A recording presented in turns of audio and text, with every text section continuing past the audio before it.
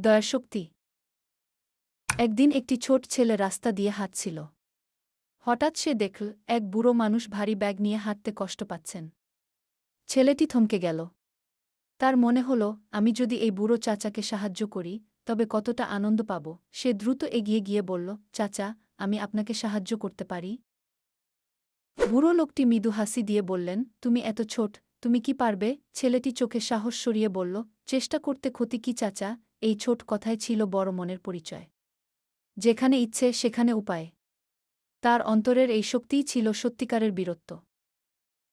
ছেলেটি ব্যাগটি হাতে নিয়ে হাঁটতে শুরু করল। চাচাকে গন্তব্যে পৌঁছে দিল এবং তার মুখে হাসি ফুটল। বুড়ো লোকটি কৃতজ্ঞ মনে বললেন, তোমার এই দয়া মনে থাকবে। কৃতজ্ঞতা আর উৎসাহের এই মুহূর্তটি তার হৃদয়ে বাসা বাঁধল। দয়া যেমন ছোট্ট তেমন বড় পরিণাম নিয়ে আসে। এই গল্প থেকে আমরা শিখলাম, সাহায্য